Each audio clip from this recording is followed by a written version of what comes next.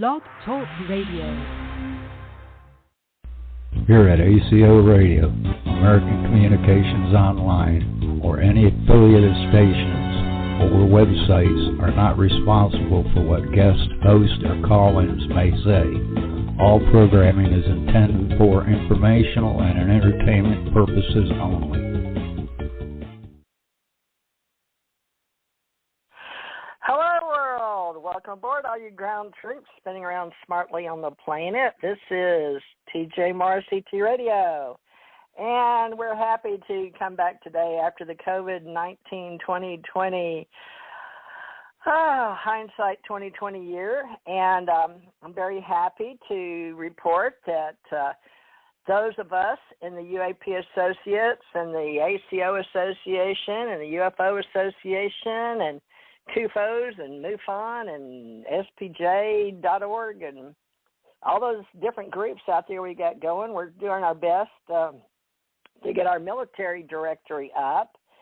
And to help us tonight is Richard T. Knight of Valdosta, Georgia, who's going to be my co-host tonight, and our special guest, as always, Jan Aldrich, the famous ufologist, historian, and we list him with our UAP associates because he has a Project 1947, but most of all because he's been so gracious to step into our ACO Association, Alien Contact Organization, for Dr. Bruce Maccabee, PhD, and Stanton T. Friedman's now gone. We still got George Filer looming around out there with Filer's Files, and Irena Scott's still out there, but we're going to get all our prior military built up here and with Jan Aldrich, and he's going to update us all on what we're doing in New Mexico and how we're moving things from Chicago for CUFOS. But we got all kind of information here. But let me get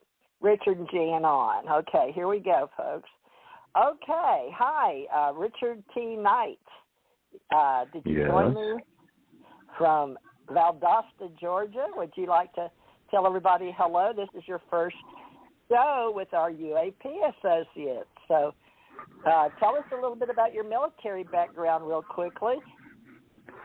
Well, I spent a brief period of time with the California Army National Guard, military police, and then later in life, basically the prime of my life, really, I joined the Army Reserve and went into the JAG Corps, and was dealing with lawyers and the prosecutorial and the articles and all that kind of thing. Served as company clerk to my commander, and it was a good experience. All right. And since then you've become an author and an entrepreneur. Let me get into, you're helping me with radio, and you're a pastor for the Ascension Center organization, and also we have in Florida Ascension Church Ohana. And we're doing that with Ralph Kennedy Johnston Sr., which I did not tell him about today, but I'm sure we'll get him on in the future. Let me get Jan Aldrich on here. And Jan Aldrich, hi. Can you hear me okay up there? And where is it? Connecticut? Connecticut. Yeah, everything's fine. Awesome. All right. Well, I'm glad that we've got it all squared away now. All right. Jan, tell us about your military career, and Richard and I are going to listen because we have a whole lot of new people, but you're one of the old guys from the old days and way back when, NICAP in Washington, D.C., and Dr. Bruce Maccabee. But let's first of all get your quick military background, and then we'll go after that. What's your military background? Well, I served for 25 years, meteorology, and then security and intelligence, and safety. And the last assignment was in the Southern European Task Force in Vicenza, Italy, and I was there were no safety professionals at the time, so they said, here's the books, learn about safety, start inspecting, start working. So that's part of my military career. It's always, here's the books, you figure out what your job is. So So I served on the general staff as a safety advisor. After that, after I left the Army, I worked for the post office for 25 years. So I've been stealing from the government for 50 years. All right. Well, and we're going to get into how you got into all this UFO stuff and start from the beginning once more. Let me just real quick tell you, I started in 1967, going into the government May 10th, 1967, and my husband worked at NASA, and I was in and out of NASA in the typing pool, and then I worked for Nassau Bay National Bank across the street. Got to meet a lot of the astronauts, and then helped wherever I can when they had me come in, library or IBM stuff. And then after that, I was an investigator, went into law enforcement, criminal justice, but then I became military joint. But first of all, I was a Navy corpsman, and then after corpsman, they made me security manager, and then I went OPM, Office of Personnel Management, in 1987, and I was GS, and I think if you don't understand OPS, GS, wage grade, OPM, basically they told me I work for OPM in Department of State, and now after 2017 I am out and I'm volunteering for Jan to help on a project. Now he had one project called 1947, but we're going to tell you about a project he and I have started on radio with Barry Greenwood and UAP Associates, which it used to, well, we still are, UFO Association, which we started with Stant T. Friedman, George Filer, and a lot of the social media MUFON people, but we're not MUFON and we're not CUFOS, but we're sort of both. And Jan's going to explain that because he has a lot of friends globally, internationally, and so do I in social media. And so what we're going to do is set up an Allied Command Internet relation, or Internet radio, I don't care however you want to use it, Allied Command Intergalactic relations for all the joint Army, Navy, Air Force, Marines in our country, plus around the world, in hope that we can be united in diversity and list all our prior military, because we're working with people in other countries now doing radio shows. So that's the up and top and bottom. Basically, we're creating a directory here. But Jan has been helping on a huge project that I told him we'd try to help him get some old guys, 60 to 85 to 105, if they could still move around. And he's moving his project from Chicago to Connecticut to New Mexico, but Barry Greenwood's also involved. So, Jan, back to you, but let's give people an idea of how you even got involved in the UFOs in the beginning, because I don't have your whole story, and I'm going to have to redo all our stories for the UFO Association. But we're going to start with our military directory, and then we'll flip it over to those that are interested in UFOs. So I'm not sure how we're going to do all this, but you know as much as I do about libraries, databases, tabs. So you've got a humongous task getting us all organized. So we're starting with hardcore investigations, and you said we need a lot of historians and investigators and librarians. So start from the beginning, because Richard Knight is here, and he has no clue what we're doing other than he's involved in a church on Sunday and a directory, military, and a metaphysics on Wednesday. He doesn't know about what you and I do. So give him and everybody an idea, Jan. Well, I started out during 55, 56 Christmas vacation. We had a snowstorm, so I had to go out and shovel the walk here in Connecticut. We get a lot of snow. So I came back in. The snowstorm was rather unusual because it was thunder snow. We got lightning strikes during this snowstorm. So I was we had a stove and there's a clock radio on it, and I made some cinnamon toast in the oven, and the house got hit by the chimney, which is near the snow in the wall.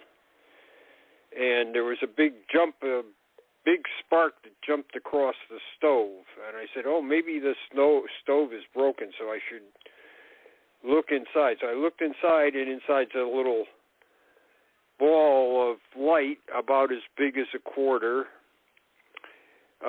sitting over the grate. And as I'm watching this, it starts rolling out of the oven. It's not touching the grate, but it's just above it. It rolls over, and then it gets to the end of the grate and comes a little bit further, and then drops down and explodes. And as I was watching it, I fell over backwards because that was such a surprise. So when my father came home, I asked him what it was, and he said, "That's what the library's for." Down there, and found out that it was ball lightning. Found out from the Encyclopedia Britannica that most scientists didn't believe it existed.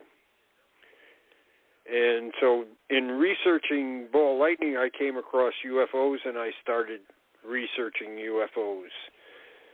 So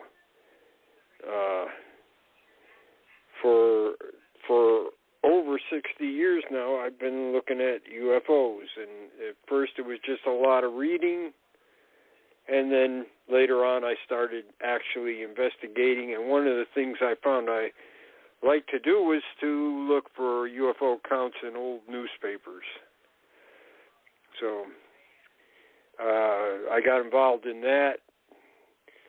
Ted Blocher was doing a look at 1947 when the whole UFO business started, and so I tried to help him out as much as I could. Of course, I was kind of inexperienced, but I did.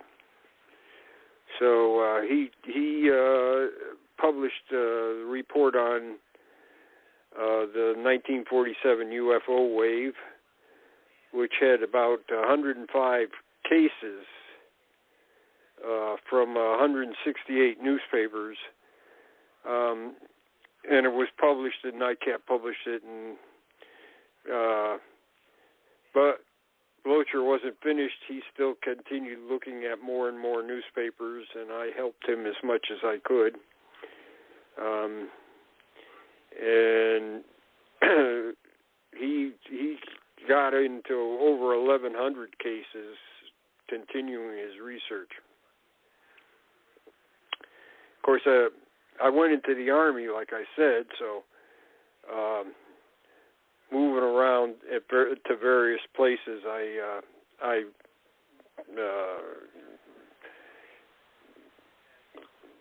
befriended people that were interested in UFOs also, and some of the people were in the Army and the military. When I retired, I told Don Berliner, I said, I think I ought to do a project on 1947. He said, "Oh, Blocher's already done all that. You're wasting your time. He's done it all." So I had to prove that Berliner was wrong. So I went out to the West Coast. I went to Idaho, Washington, and Oregon, and found more and more cases. And I presented that to Don, and he said, "Okay, you convinced me that the 1947 wave is not completely documented."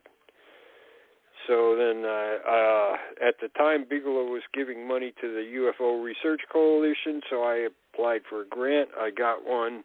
I was able to travel around to 48 states and Canadian provinces and Washington, D.C., and went through newspapers and other documents and visited UFO organizations, collecting 1947 material, and decided that this would be my platform for investigating UFOs. So it continues to this day.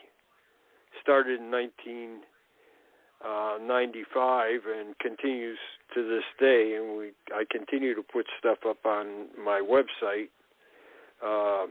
www.project1947.com. So, and I visited a number of archives, U.S. Navy War College, Air Force Historical Research Agency, the Army Historical Institute at Carlisle Barracks, and other official and unofficial archives around the country and UFO organizations. So I continue to do this.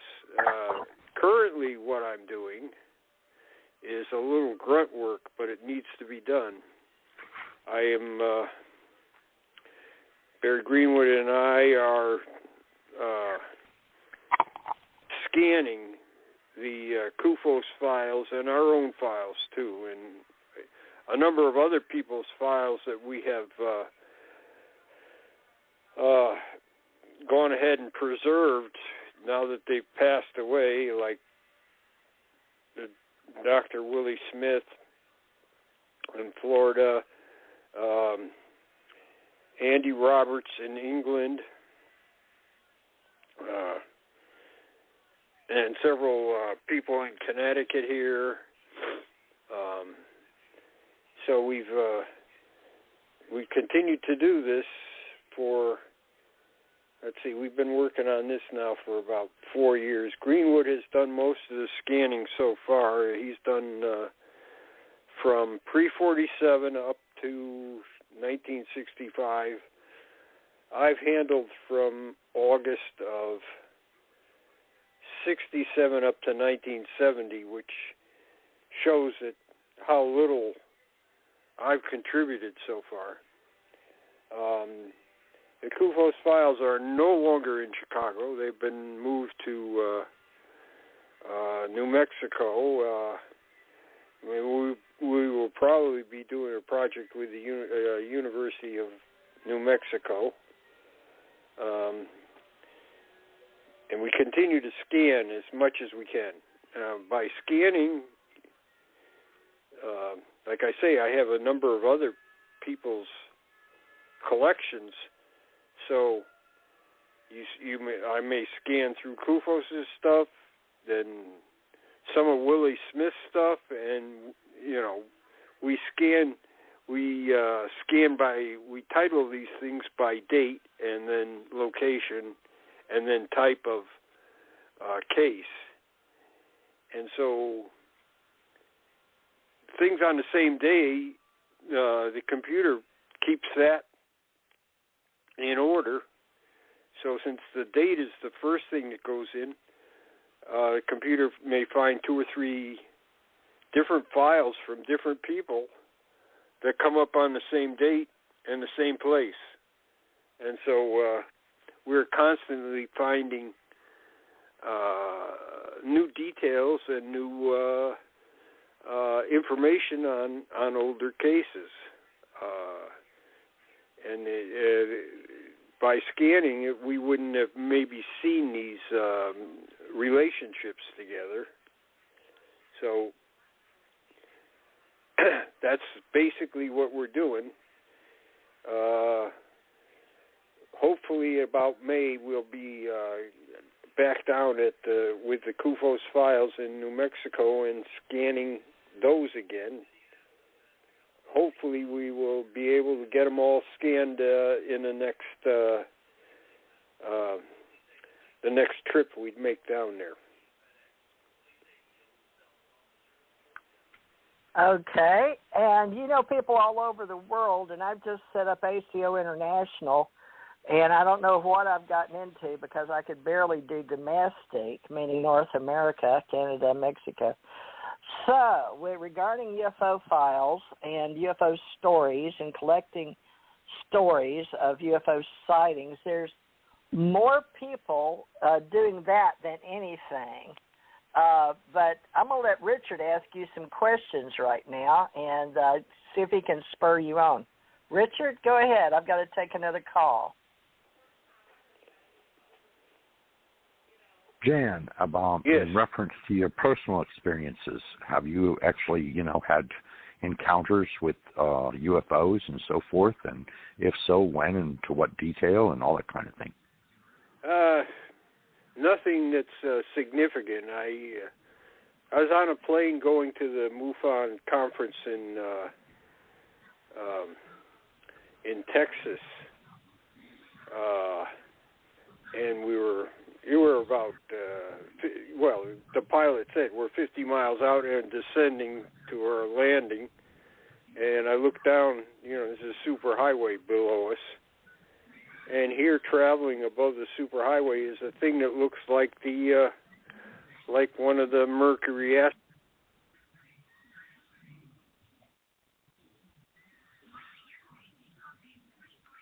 Say again?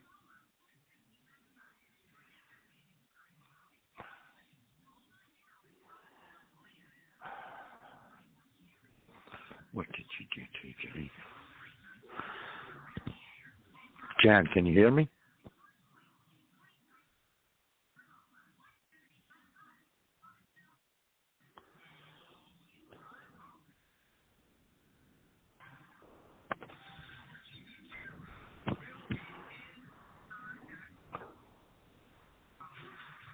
Hello?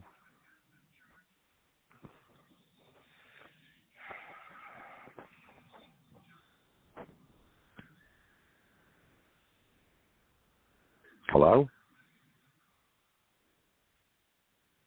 Well, I don't know what the hell she did, but she fucked it up.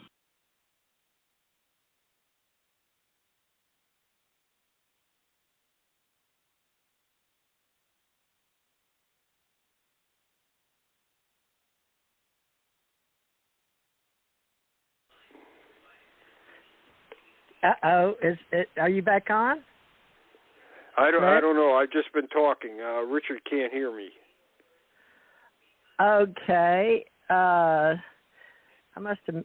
I had another call from New Jersey that was on. Okay. Well, we should be on line. Richard, are you there? Richard must have hung up. All right. Well, I guess Richard hung up, and I don't know what happened to the switchboard, but it says we're recording. So, do you remember where you were? He couldn't hear me, so I said, well, I'll just keep on talking then. I don't know. Oh, okay. Well, I've got you, but now I don't have Richard, so right. Apologize for that. Sometimes we have, but I made sure that I got off the call and it said hold, and I went to another phone. Okay, let's try. Well, I don't know if he's talking to somebody in New Jersey now. This has been a funny thing, folks, and since COVID-19, we've had our ups and downs. Well, I don't know if we're going to have a big break in the show or not on my live recording, but it says I'm recording.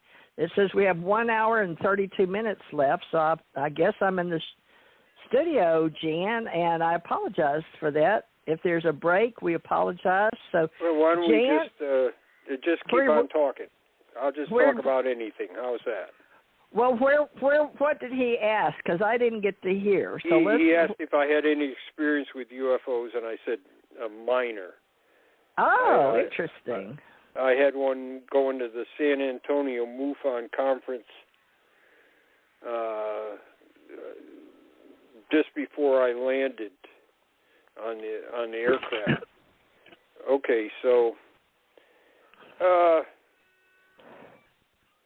And I will call back while you're talking and see if I can get him so back. I'll just... you just keep as everybody talking. knows, the Director of National Intelligence just went ahead and said that the government has a lot more UFO material than people know about. So let's talk a little bit about that. That's kind of pulled the rug out from DOD because he has gone ahead and said, hey, he was working on getting UFO cases for the for Congress when he left. So, and he did admit that they had cases. Now, after Project Blue Book closed in 1970, we think that Hynek continued on with J. Allen Hynek, the Air Force scientific advisor on UFOs. He continued on from 1970 to 1973 in some kind of a contract with the Air Force. So we think that was a UFO contract. It was apparently terminated in 1973, and then just shortly after that, he organized CUFOS.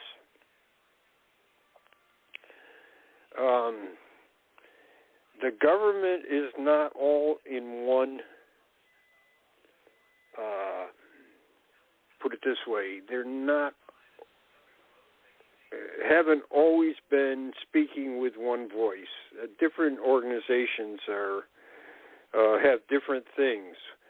When they closed out Project Blue Book, nobody thought about the Coast Guard.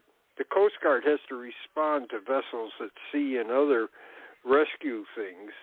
And, of course, one of the things they get is UFO reports. When they closed out Project Blue Book, there were no instructions on what the Coast Guard could do. So they still got UFO reports. In fact, some of the UFO reports were, hey, this thing is outside our oil platform, and all our electricity has suddenly shut down when the UFO appeared. Can you come out here and assist us? Now, there was no planning for that. So the Coast Guard, on their own, decided, if you get any UFO reports, send them to CUFOS. Other agencies or agencies within other organizations decided that was a good idea. So CUFOS received reports from the Navy, sometimes the Air Force, because the reporting chain had been broken, and some of these organizations were not sure what they should do with things. So for a while that worked fine, and then it went away. One of the things is that when they closed down Blue Book, they said, well, where would civilians be able to report UFOs? And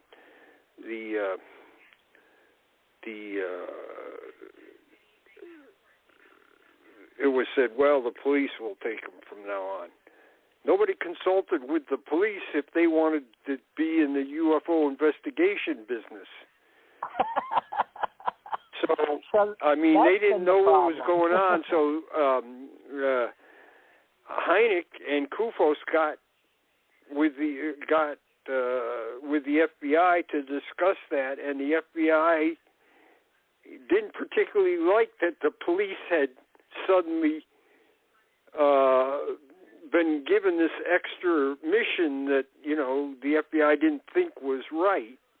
And so the FBI set up a hotline with CUFOS so that police could call CUFOS headquarters with UFO cases. So I know in my own state here, there was a network of police organizations that they'd get a UFO report and they call CUFOS on a toll-free line and give them the details. And in some cases, I have some UFO reports from here in Connecticut in the 70s. The police would go out to the witness's place and give them NICAP or CUFOS questionnaires for the witnesses to fill out. So, like I say, the FBI was taking care of the police, trying to get the UFO monkey off their back, which the Air Force had, without any consultation, just pushed on the local and state police. I guess that's where we are now, because Homeland Security doesn't take care of it. Who in the government takes care of it? Because all of us associations out here, I'm getting overwhelmed myself. It's it's a daunting task to handle people's phone calls and emails. When I talked to Walt Andrus, he says, "Well, don't tell anybody." But and this is in '96. When I talked to Walt Andrus, he says, "Oh, don't tell anybody, but NORAD gives out our phone number so people can call MUFON." I said, "Really?" And he said, "Yeah." So they a lot of civilians are calling NORAD all the time, and so now they have somewhere to report this. They can just let us know. So well, how long has that been going on? Since what year? I'm not sure. He didn't tell me. He said they've been doing it for a while, though. This is in 96, so they've been going on for a while. It's been going on for a while. And he said, civilians call them up, they give them the number.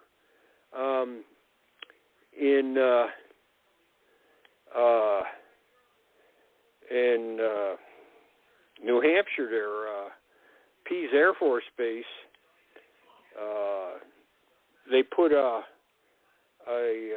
instructions in the staff duty officer's log saying if a civilian calls the base about a UFO thing, you should call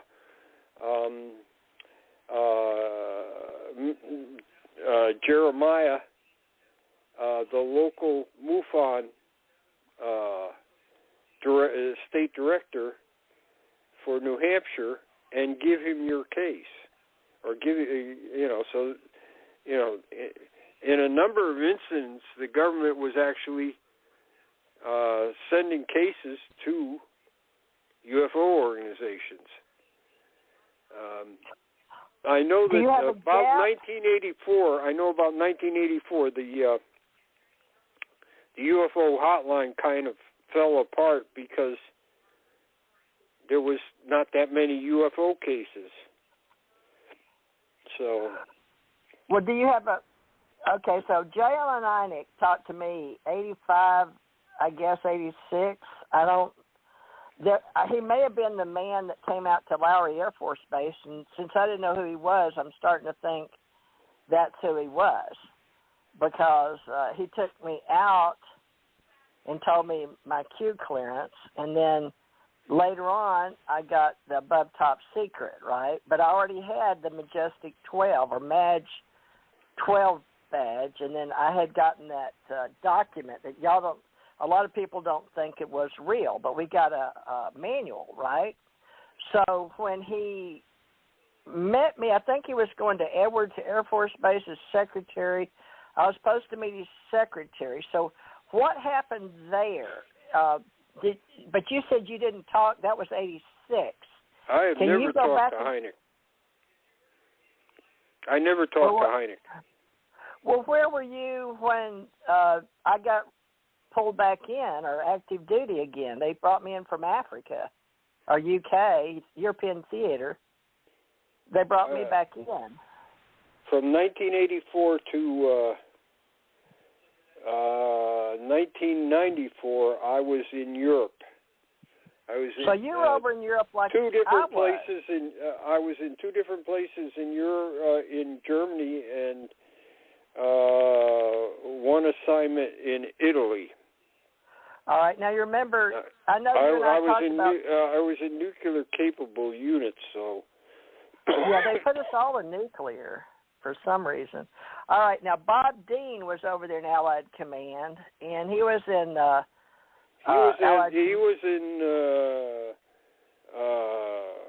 NATO headquarters.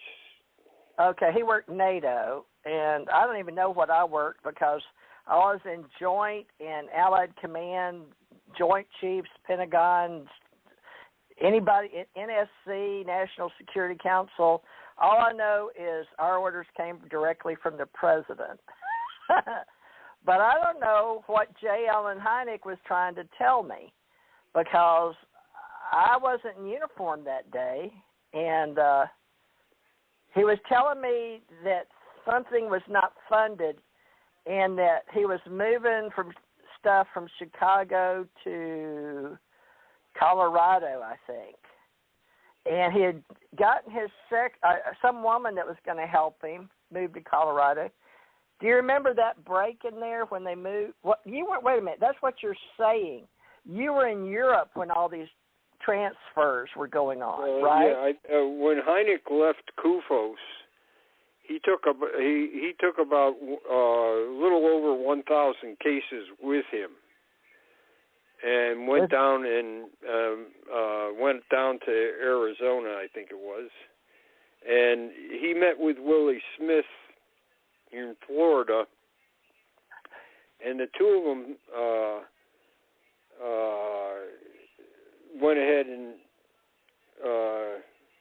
figured out this computer program that was called Unicat, which Smith, because he was proficient with computers, put together for Hynek.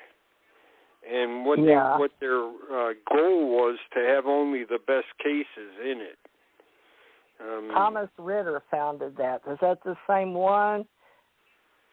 Maybe it's not. Well, maybe Ritter was doing it, but Willie Smith was working with Hynek on computerizing this. So,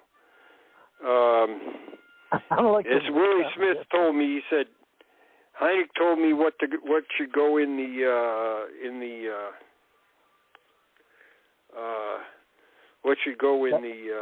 computer list. Yeah, what the cases should be there, and he said I just put them there. And I kept the program up. So no, I'm thinking of something different. I think, but Willie Smith, you and I talked about. But I thought, was he in Miami or Orlando? Because I'm in Gulf Breeze now, but they kept trying to get. He was in Miami Beach, I think. Yeah, Miami. Okay, we got a guy down there. Okay, good. Okay. So I got his files before he passed away. He decided he hadn't worked in UFOs for about 10 years, so he decided it was time to pass them on. So Lauren Gross and I went down there and got his files, and then all three of us went down there and we interviewed Willie Smith so we would have a record of his lifetime experiences in ufology. Tom Tulene did that with about 200 people. I assisted him on maybe 75 of these interviews. Brad Sparks and I remember a number of other people I remember Brad also Spark. assisted him. Huh? I remember Brad Spark. Right. But Willie Smith, they interviewed Colonel Friend, who used to be the head of Blue Book. They interviewed Robert Olson, who was for a while the head of Blue Book. Tom and I interviewed Rothstein, who worked at Blue Book. We did about 200, like I said, about 200 interviews. Tom did most most of the work, and I assisted him, like I say, on about 75 interviews. We interviewed officials, witnesses, other people involved in UFO research. Interviewed Klaus Vaughn when he came to the United States about UFO Sweden. Oh, Brad Sparks, Scottsdale, Arizona. Now, wasn't that Center for Against UFO Secrecy, Brad Sparks? Well, he was in CAUSE, for NSA. it was against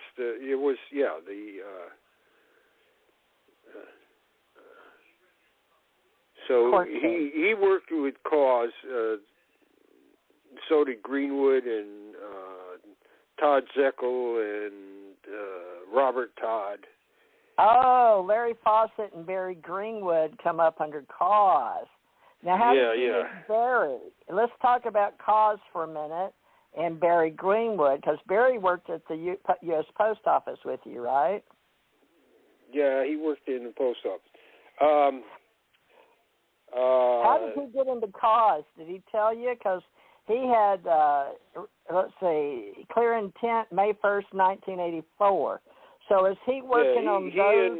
He and Larry Fawcett wrote Clear Intent, which is based on a number of government documents which they got by FOIA.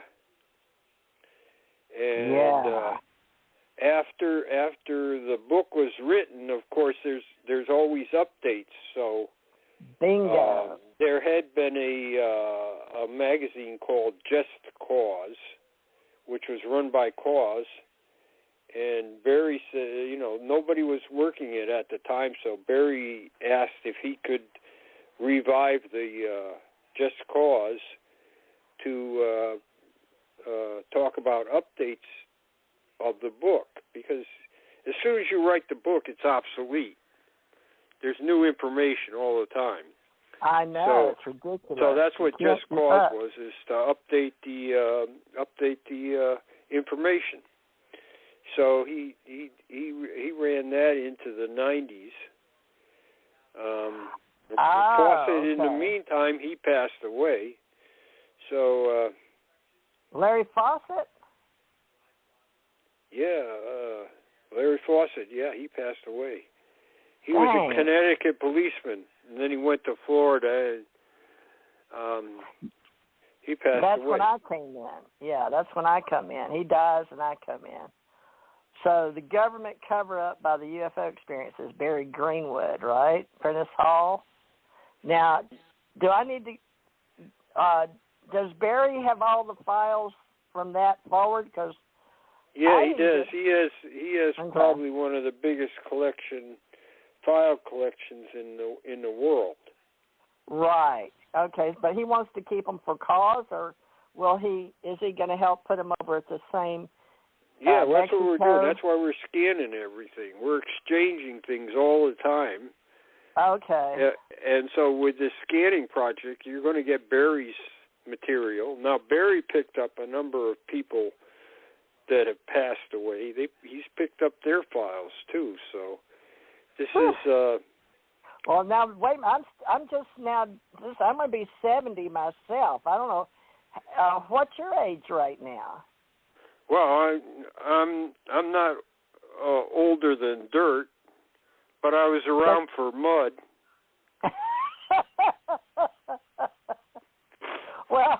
So I've been here for a while. Why don't you let Barry come talk to me about some of those files? Because I was out of country, and then I come back in and get swooped up by the tall Nordics in Navy uniforms.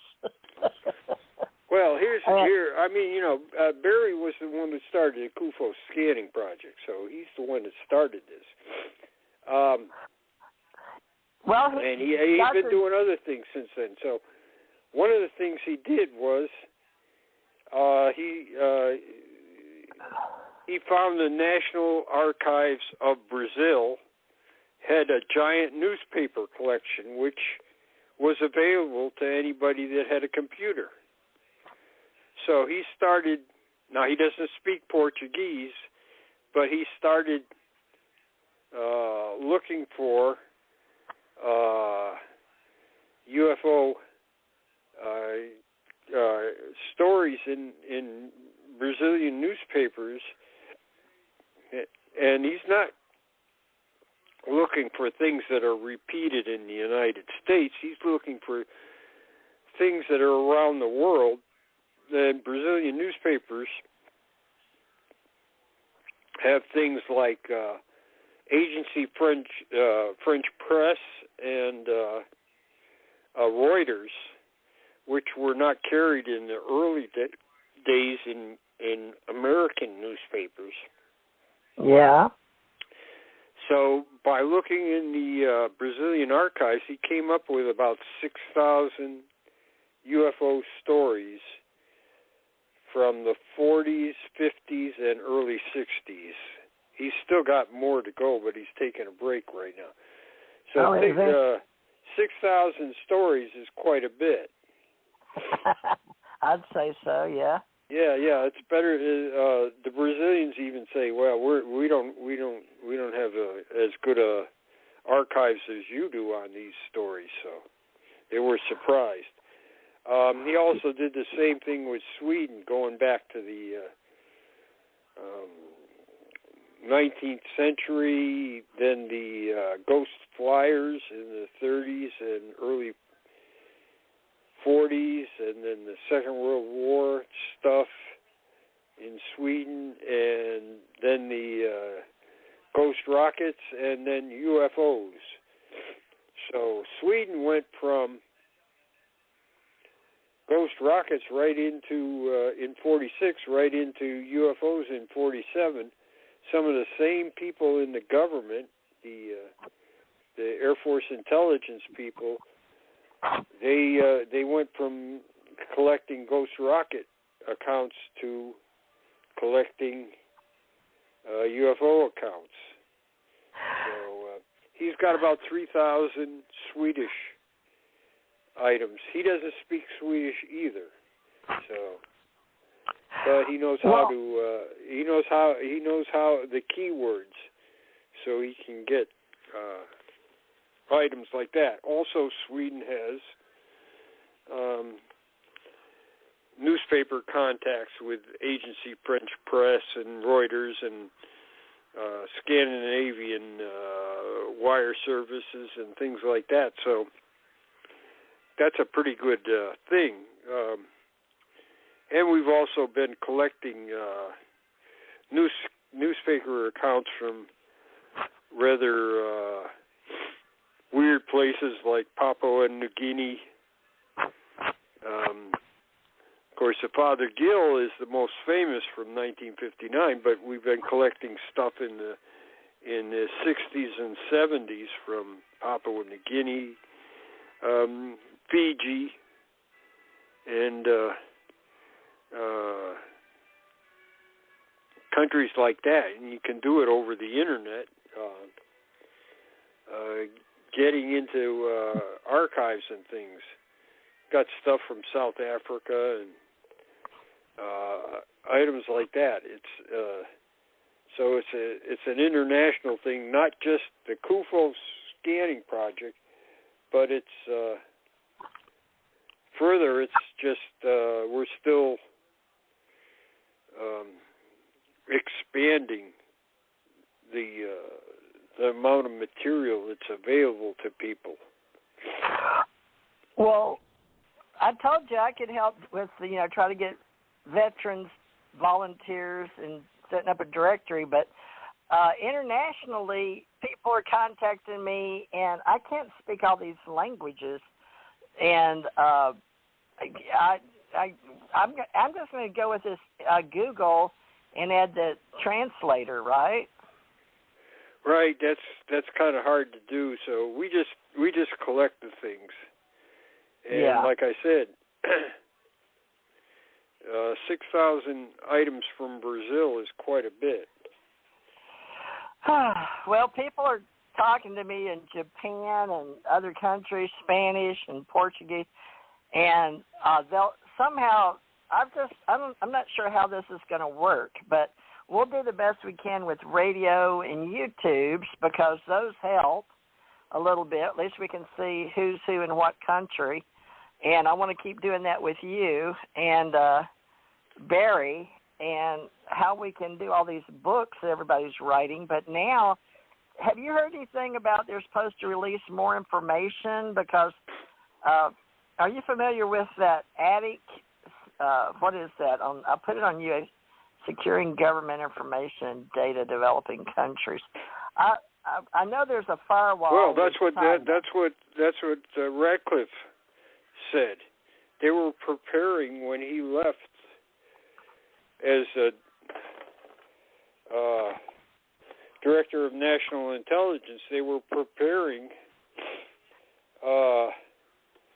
material to send to the Senate. So there is material there. He's, and I probably will put in a FOIA about that. It's asking me more or less said that they prepared material to go to the Senate, so ask for a list. Huh. A list of all the links or all the files everywhere? Because a list of I don't files. know how to. Oh God. Okay. Well, So what I got here. Okay. Mm-hmm. When Clinton said that after 25 years all material is declassified except for the stuff that the different agencies reserve, he went ahead and the Air Force Declassification Agency went ahead and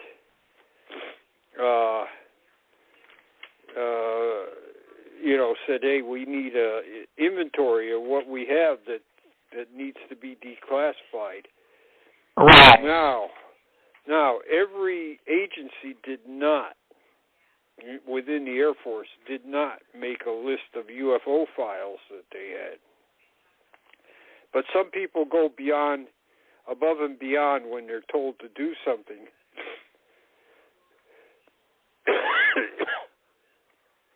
So there's a declassification index that the Air Force made,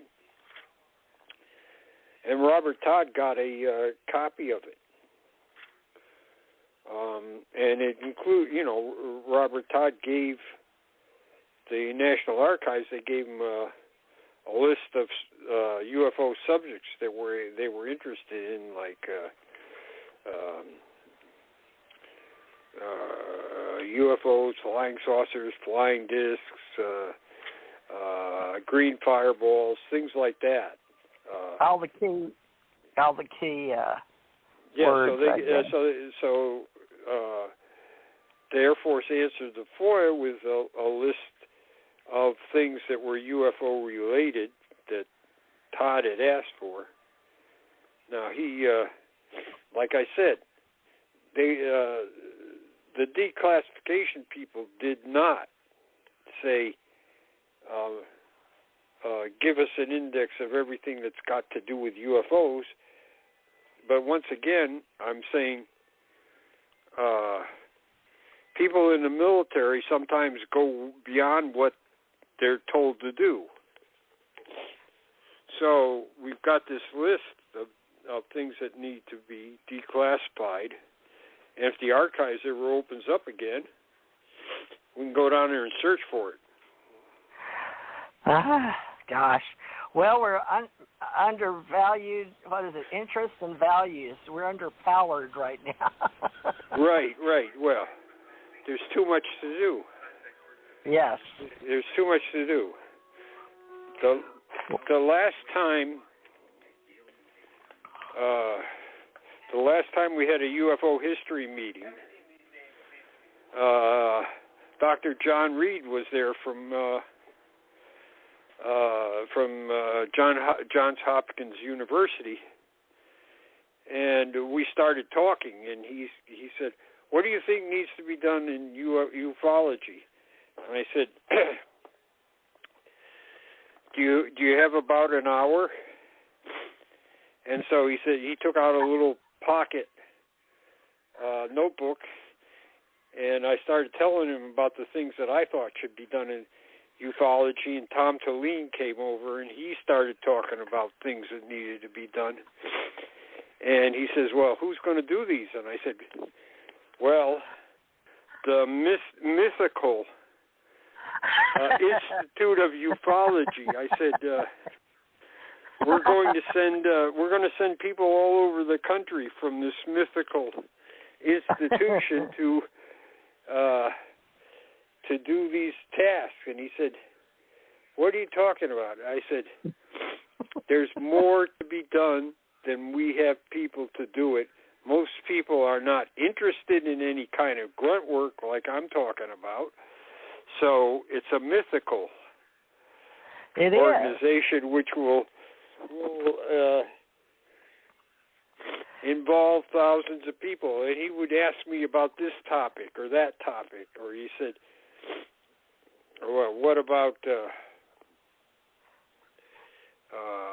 things in the archives, or what about people that have been involved in ufology and have been in government work, and their papers are at government institutions like the Naval War College," had Bertie Baruch. And I said, "Well, Bernard Baruch Jr., I went and did that, but if there's somebody else, we need to send the people from the Institute of Ufology," which of course is fictional, because there's nobody else to send. I said, "I can't, there's too much work and not enough people."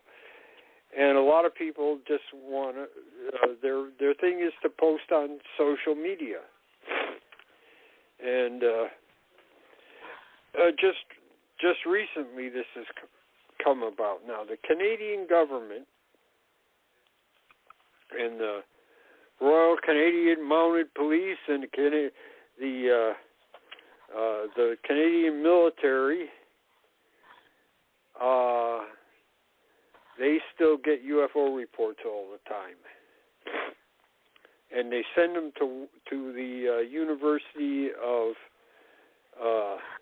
Manitoba to a science writer named Chris Rakowski. He is the point of contact for all government information in Canada about UFOs. He has a huge collection, not only from the government, but from his own efforts. And now, what university is he with, Chris Rakowski? The University of Manitoba. So now they have. He's turned all his material over to the University of Manitoba, and they're going to scan it. And they needed, and what they needed was about $25,000 to preserve this material, get new material, and scan what they have. Now, if you look at the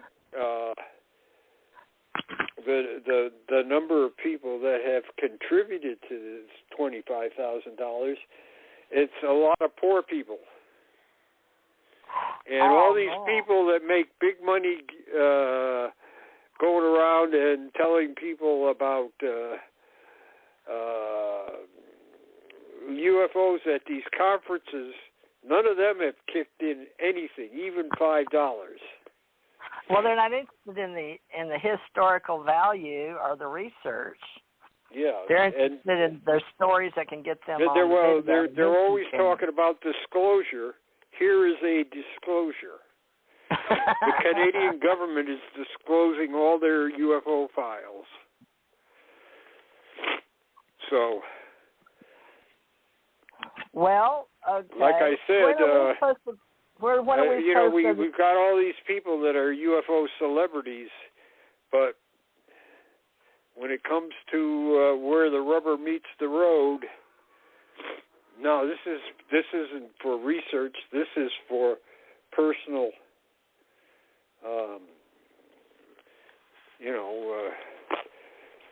personal gain. Now, I got nothing wrong with people working for personal gain, but I think everybody in ufology that gains from it should actually put a little bit back. And a lot of these people are not doing any real research. They're just going to conference and talking about things. So I really believe that some of these people should put some of their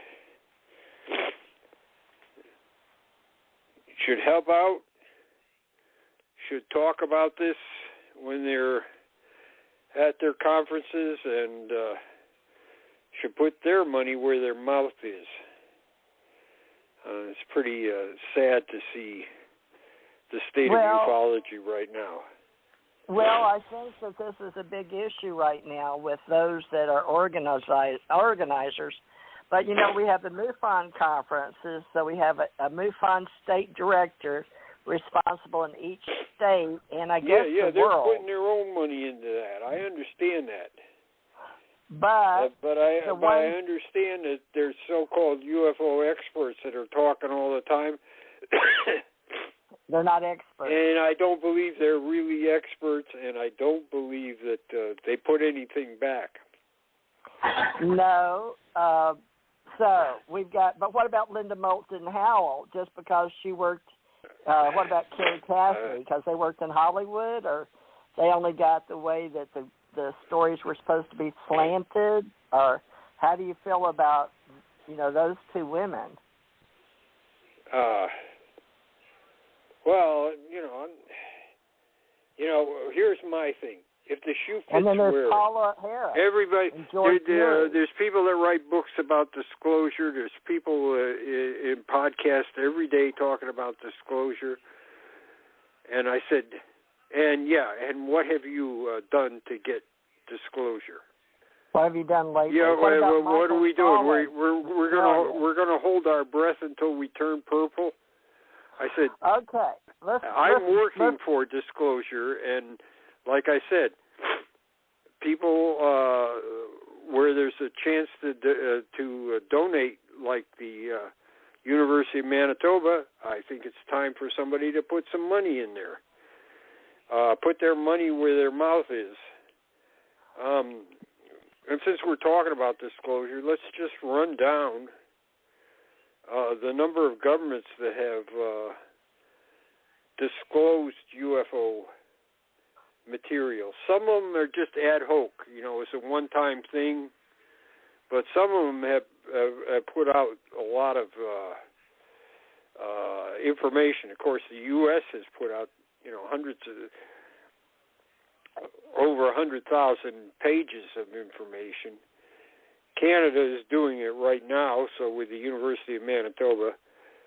Venezuela, Peru, Chile, Argentina, Uruguay, Brazil, the United Kingdom, Ireland, Norway,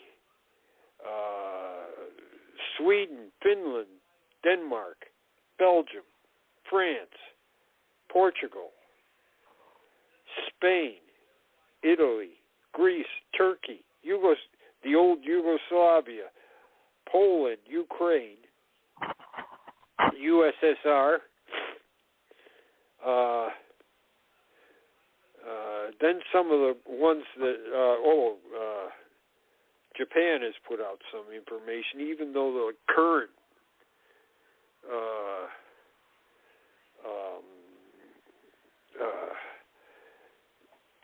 Minister of Defense says we don't have any information, but they have put out information in the past, so apparently he's not too well versed with what's been done.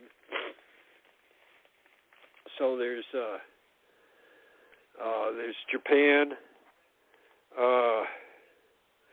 Philippines, Indonesia, Australia, Australia, New Zealand, and China. Now, some of these have just put out minor amounts of information or one-time things. Well, do you have a list? Mexico, Paraguay, the old Southern Rhodesia, Egypt, Fiji, India, and Malaysia. That's 25 countries that have put out government information. That's a lot of disclosure. So, well, did you make this list up, or did someone else, or this is just from your first-hand information? Where are you getting these countries, or did you do a list? Is it internet? Because now a lot of researchers are talking stuff at events about people pulling stuff off of the internet. Well, yeah, some of this is on the internet. The way the Australians work is something like this. If somebody does a FOIA, they get charged for it. They do a Freedom of Information Act. Australia has New Zealand has a Freedom of Information Act. The UK does. The US and Canada do. Wow. In Australia, if somebody does a Freedom of Information Act, after the document is found, they have to pay for the document to go online. And Australians just put all their UFO stuff online. Wow! So every country is going to make a database. Not every country does that, but some countries do.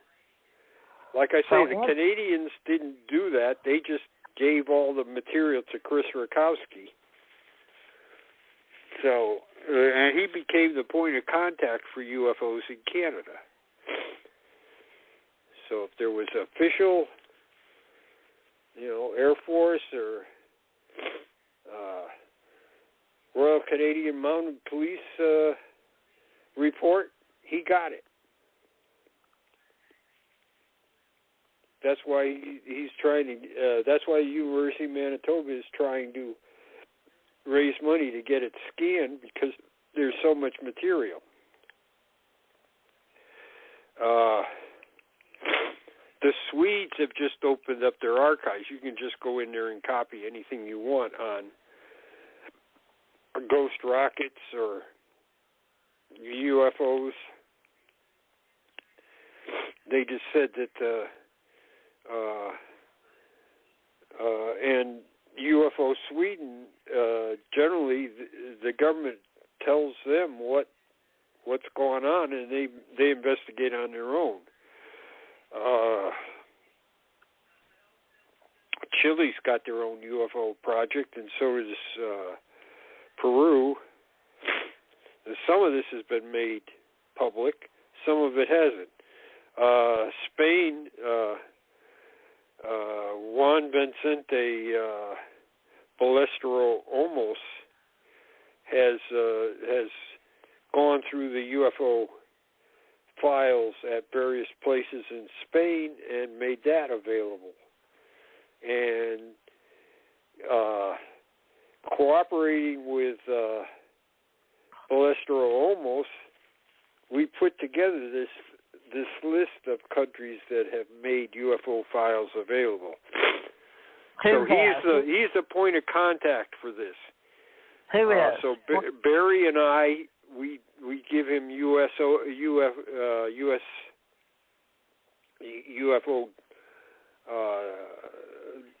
list of documents that have been made available all the way back to 1947.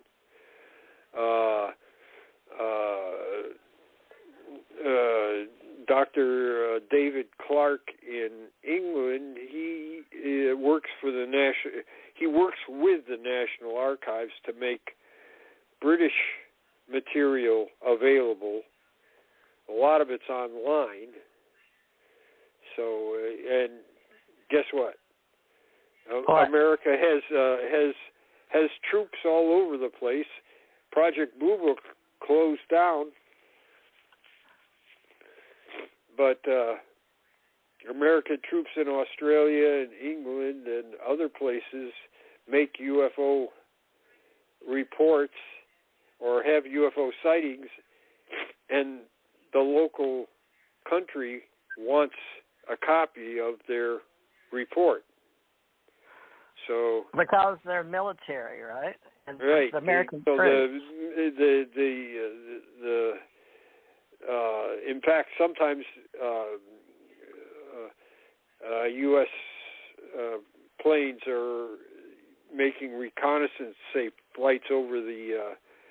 This is one that happened recently. Made reconnaissance flights over the Eastern Mediterranean, and they got a UFO in the area, and the British picked it up on their radar and sent interceptors up.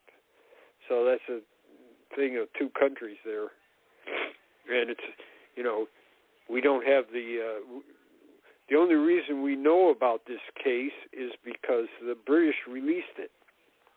Their military released it. The American military didn't. Oh, wow. So there was the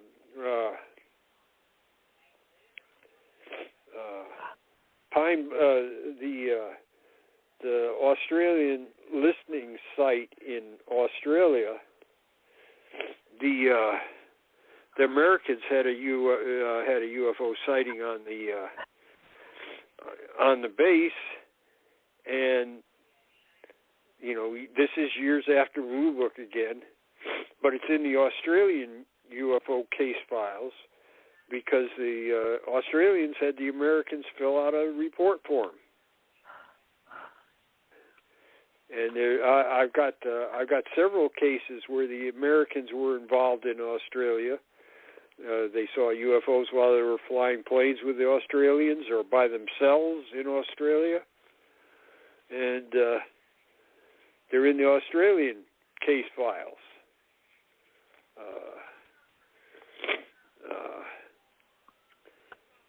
So wow, you've got your hands full. UFO troops found in Australia while flying planes over Australia, right? So, you know, of course, during the Vietnam War and during the Korean War, there were a lot of UFO reports. And some are just now coming out. Okay, I'm trying to type a little bit on our UAP associates. During Vietnam War and what war? Korean War. Korean War. Yep. Some cases, I have put UFO. Korean War, some UFO cases are just coming out. Right. Okay. The first Marine Air Wing in Korea. Every week they put out a summary of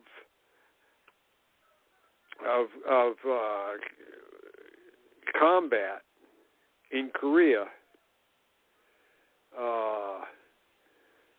and so this weekly summary came out, and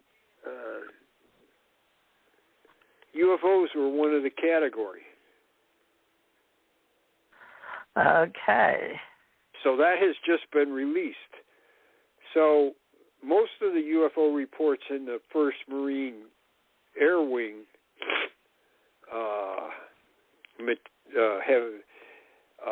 are also in Blue Book.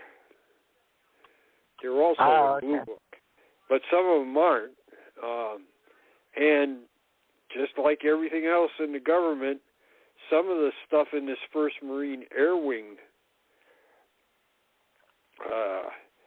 material has more information than is in Blue Book.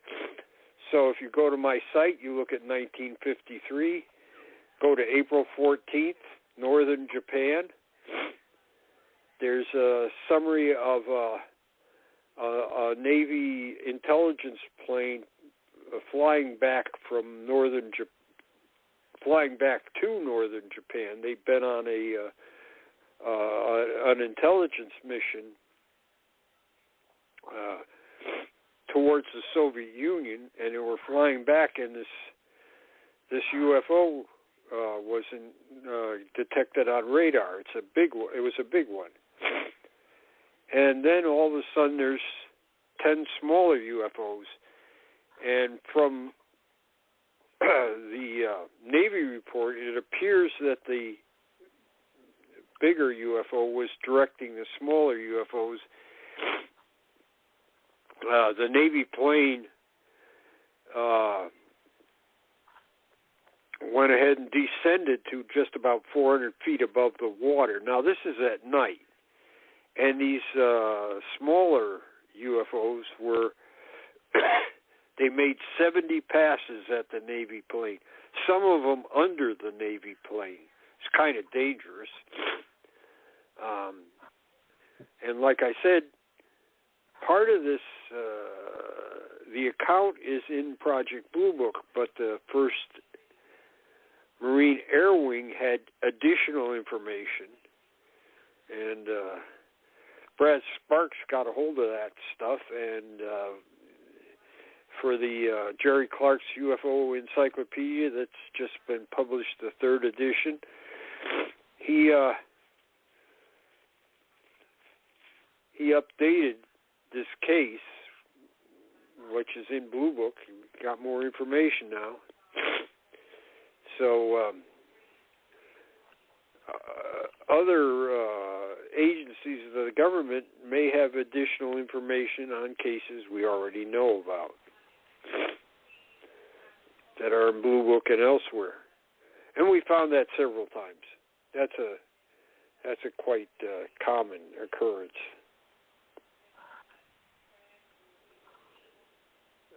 Well, so I guess we're going to network and hope people that are really interested in alienology and ufology and cosmology, I guess any of these, alienology, cosmology, well, just history, what else? Seems like if they were in 40, but I'll put history, I'll put ufology, are all welcome to learn our, I guess, train the trainers. I guess we'll do it online. I don't know how we're going to do it, but we got to find out. We got to find out who they are and what they can do in what state if they're in the U.S. And then who do they contact around the world? I'll just put, we will do our best to, I guess we're going to network the entire world for our needs. Well, it's really for our historical archiving.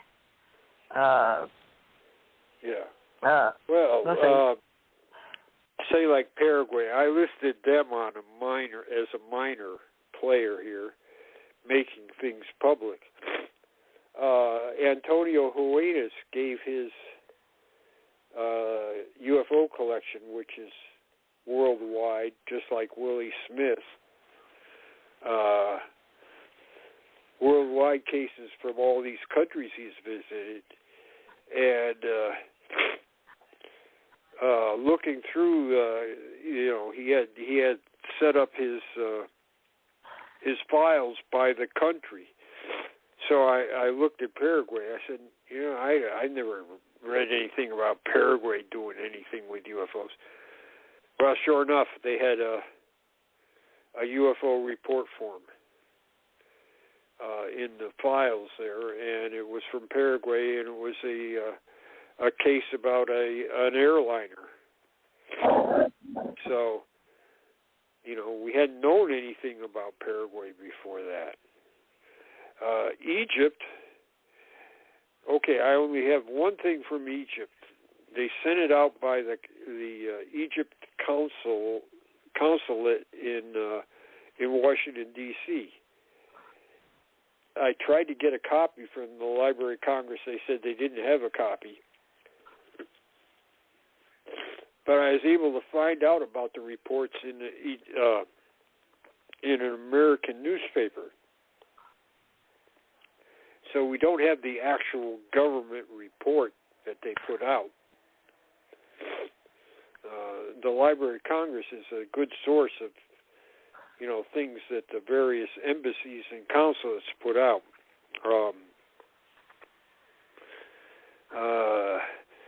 Southern Rhodesia. So that's now Zimbabwe. But in 1952, this colonial official was traveling north in southern Rhodesia on a highway, and this UFO apparently was leading him, was ahead of him, and he stopped and he got gas, and when he started up again, it started up again, and went ahead and Barry Greenwood contacted the British Library, and they had a copy of the South Rhodesian government's report on this case in 1952, and it's a close approach case, which there's not that many in 1952. So this is kind of a unique thing.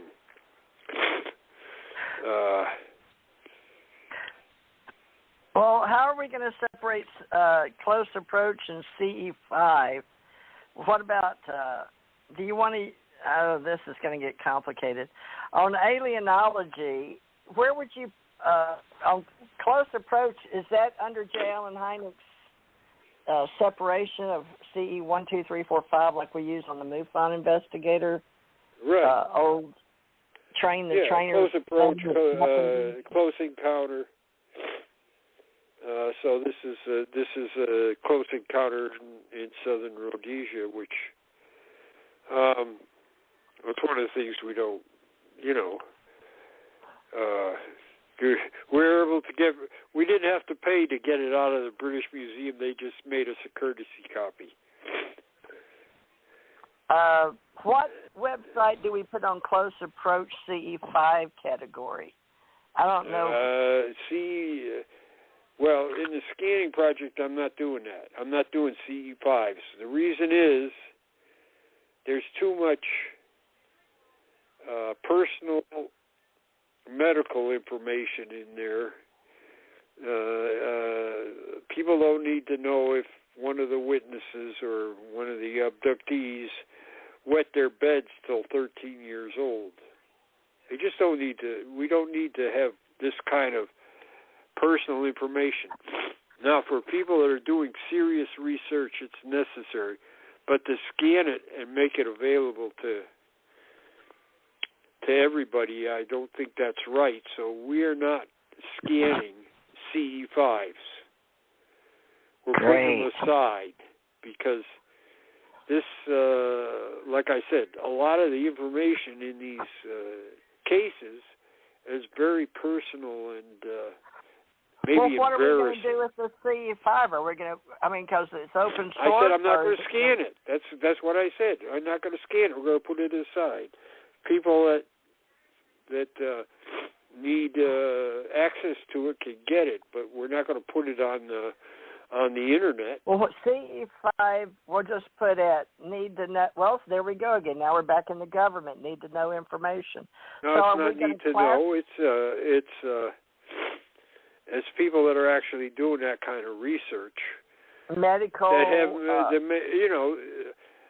listen, when Carpenter went ahead and sold his files to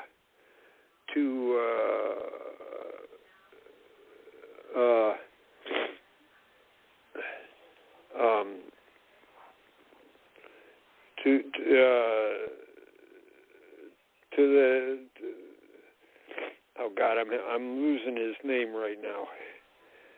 I do that all the time. Yeah, I know. And I know exactly who it is, but I can't I just can't. That's it's okay. been abducted. Anyways, he's been abducted, or the information's been abducted? No, my memory has been abducted. Anyways, that was such a big deal in ufology. Oh, it's so terrible, terrible, terrible. So what? I mean, the guy that bought the information he can't be said that he's not a ufologist. So, well, if he was paying the money, it was a huge amount, or was it a collector? It was a pretty big. I guess it was a pretty big account. Carpenter sold it to him, but that's not the point. Everybody in ufology was jumping up and down because Bigelow. Oh, Robert Bigelow. Well, he didn't spend that much on the UFO Bigelow file. bought this guy's. He was an abduction researcher. Bigelow bought his files. Somehow that was a breach of trust. Direct. Well, he went around. Yeah, you know what? Bigelow is put more money into ufology than any other individual. So what? He is a ufologist. You know? Okay, well, let's find out how to get to that guy, because he's a billionaire, but he doesn't care about us and what we're doing anymore, does he? He doesn't care about the history. No, he's got his own ideas about what should be done. It's different from most everything else. He worked with MUFON for a while. Yeah. Well, but that's why we're not. We talked about what we should do with CE5s, and there was such a clamor when Carpenter sold his material to Bigelow that we don't want to get involved in that. Well, was it Robert Carpenter? Is that what you said? John, I think it was John Carpenter. His name is John Carpenter. He was a psychologist, if I remember correctly. Say Bigelow. Yeah. Bigelow, ufologist. Let me see if anything will come up. Bigelow is a ufologist. He's got giant library of UFO research. I don't see why everybody acted like it was a breach of some type. Yeah, a major breach. But the same thing is the abduction researchers trade stuff back and forth all the time. I said at the time that John did this, I said, I think this is mainly bull butter, because I think that nobody cannot, that Bigelow hasn't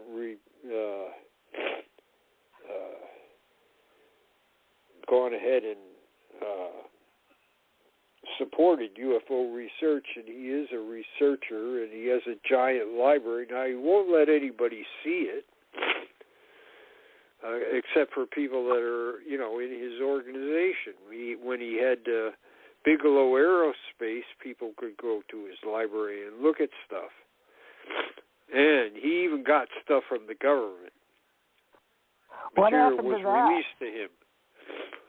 It's probably in his library. Which is he had a located where for those listeners? He got a good part of that $22 million that was appropriated to study UFOs. He got a good part of that, so. That was because he had a contract with the government to study UFOs. And he also was able to get material out of the government because he was studying UFOs. So if they feel like you're a bona fide investigator for the government or prior government service, well, he had millions already, though, because he came from the hotel chains. Yeah, sure. He got most of that $22 million. Well, what administration was that? Get into well, that's Harry Reid, actually. But it was also John. Yeah, you're right. But also John Glenn and Senator McCain and Senator Inouye and Senator Stevens from Alaska. They were all in on that too. Oh, we used to say that's what Harry Reid said. That's what Harry Reid said. He wanted bipartisan. I went to see Dan Inouye, or Inouye, as you say, in Hawaii. I wonder if that's how. I'm always wondering how I covered all this UFO stuff. So he was in on it with Senator McCain and Harry Reid. Okay, there's a whole story there. Did y'all have that written up? Huh? Do you have that story written up with John Glenn and Harry Reid and? No. No, because I don't know. There's so many holes. I don't know that much. I do know. I think that Senator Inouye had a UFO sighting. I know that Stevens did. Now, neither of those senators' papers are organized yet. These are the papers we need to look at. We need to look at Harry Reid's papers, Inouye's papers, Stevens' papers, Glenn's papers, McCain's papers. McCain's stuff is not all organized yet. Richard Russell, Senate Armed Forces, he's been involved in UFOs several times during his career. Nobody's gone to look at his papers. Senator Margaret Chase Smith, to a certain extent, was involved in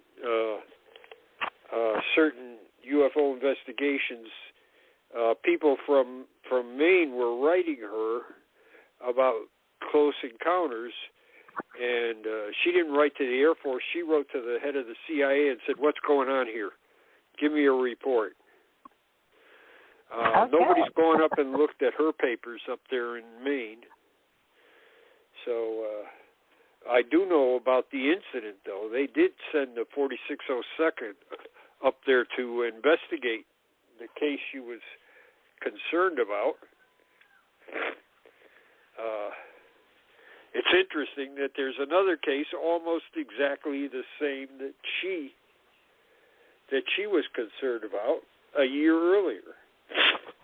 Well, how do you keep that's another this? thing about putting stuff together and scanning it like this. We find out things that are related to each other. Right. There's method to the madness. So John Glenn, any of you investigators out there, John Glenn, Senator McCain, Dan Inouye, or Dan Inouye, how you say it. But I lived there. I thought we said Dan Inouye. Is that wrong? Well, okay, I don't know how to pronounce it. I've heard people say Inouye, so. Well, he told me, and he didn't have half an arm, didn't he? Yeah, he was in the Second World War, and I don't know anything about his UFO encounter if he had one. I don't know. I don't know what I do know that Stevens was a pilot, and he had a UFO encounter. Well, somebody was sending me around the world putting all these papers, but I don't know if it was the National Security Council. I guess it was, but it was before we had Homeland Security. And they threw me into the fire with J. Allen Hynek, and I didn't have any clue how to do this just because I was a UFO abductee or alien abductee or whatever, or died, near-death experience, Monroe. And I know that guy, that Monroe that was running that thing over there, but I don't remember going to North Carolina. Well, yeah, I did go to North Carolina. Never mind. There's a lot of stuff that I just never put together. I could have wrote a great investigation up if I'd been paying attention, but people didn't mention UFOs, so I'd go around and talk to different people, but just, I didn't understand the intelligence behind it, I guess. I do now that I'm older, because now look at me. I'm working with you trying to get people to help us figure out how to get all the old papers scanned and archived now that we've got the internet. And I knew we were going to have the internet. Oh, my goodness. This is such a major event. So right. So I don't know if John Glenn had any UFO experience. I know he had some interest. Yeah. He was involved with with this Harry Reid thing somehow. Well, now Harry Reid's now dead 2017. And I don't right? know what McCain's, McCain was a Navy pilot, so I don't know what his interest is. Like I said, I contacted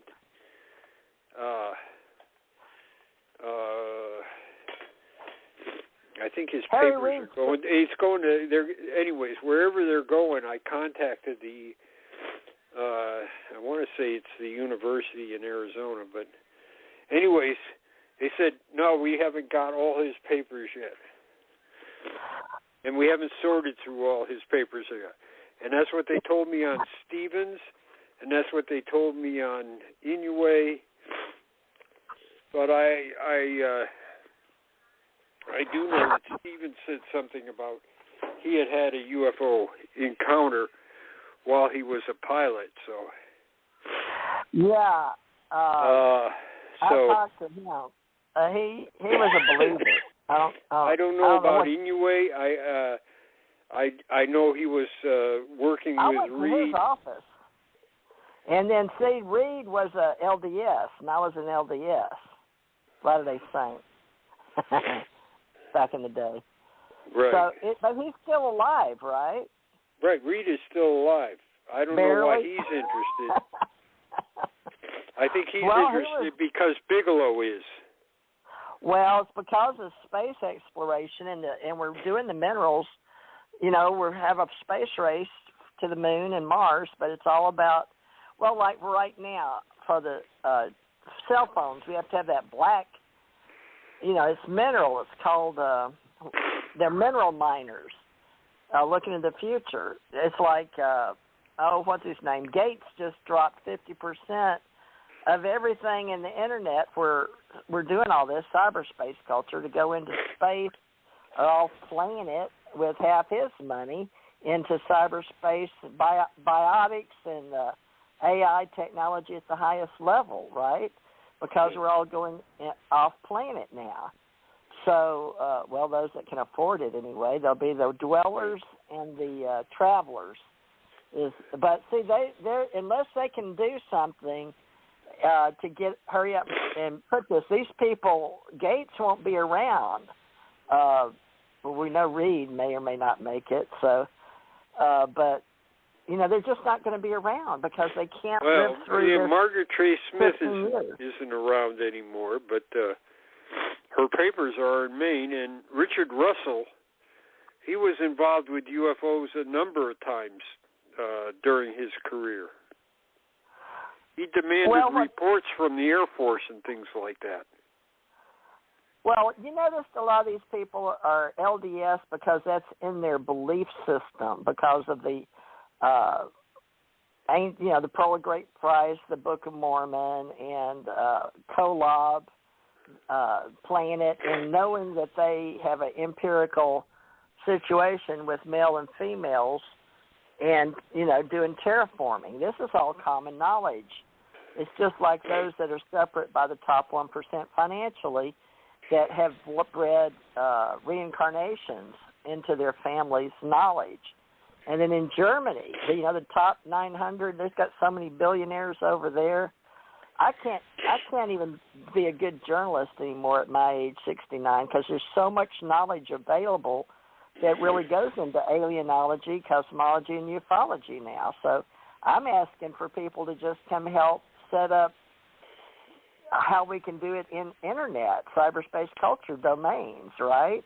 But people want to do their own thing, and a lot of them are just wanting to hear contactee stories now, our ascension stories, reincarnation, our ascension masters, our fifth dimension. I've set up a 5D experiment or experience group myself to see how we can all work together, because it's unity and diversity right now. But we've got to get all this.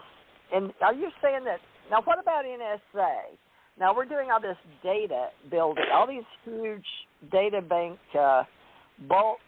balkanization is what we call it. Why can't we do all this the yucky stuff, the dust and the old papers? I thought we were doing, we're shredding documents here in Pensacola, but these are ones that we want preserved because they have hardcore data left. So we need people that are interested in preserving some history and putting in databases. And that's all. There's stuff that's destroyed every day. Fort Meade, William Leparo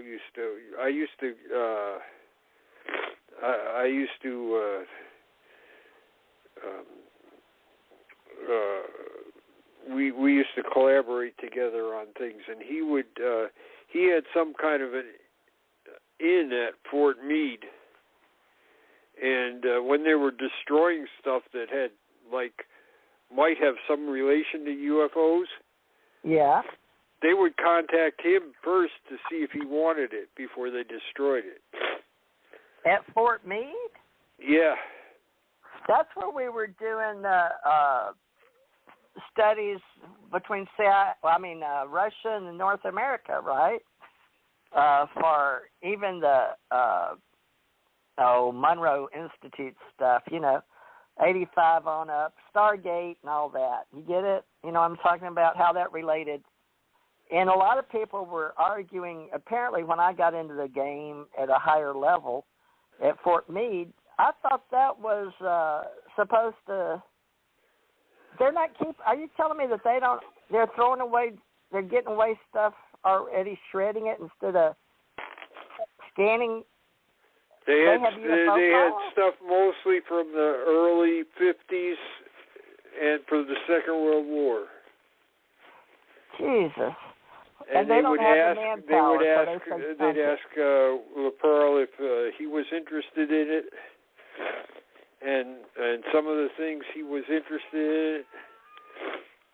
And I think that's how they got the 900 pages of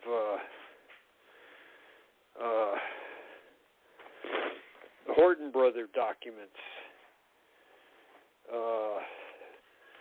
that we got in the 90s. I think that's because of Leparo let people know that was available before they destroyed it.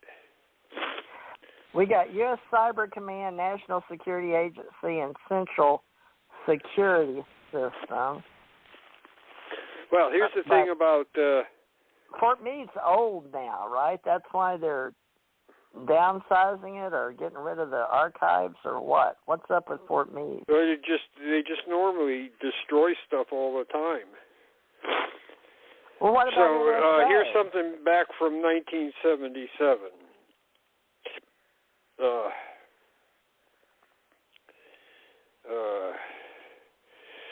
The Defense Department now reveals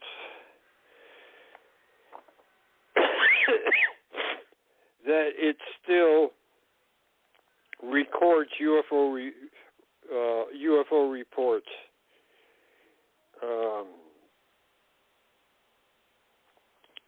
Even though the U.S. government official probe of UFOs ended 8 years ago. Thomas Ross, Assistant Secretary of Defense for Public Affairs, told the Inquirer at the time that the Defense Department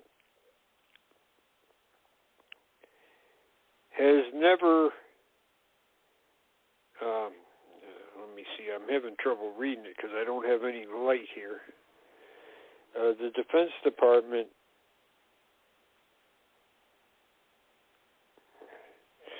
ceased investigating UFOs, and that the okay. I don't know how many reports there were or have been, or what the frequency is, but there are reports, he said. Well, the NSA. And then he went on to say, however, Ross said, there is no central office that collects or studies UFO reports.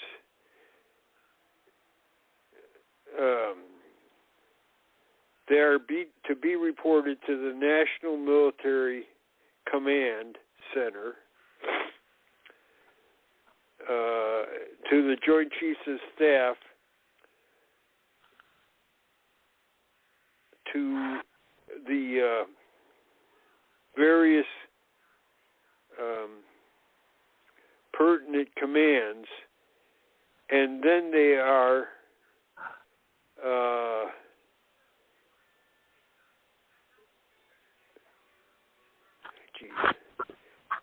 well, the Joint Chiefs of Command always wound up with some responsibility. And then they are with a JAG recorded.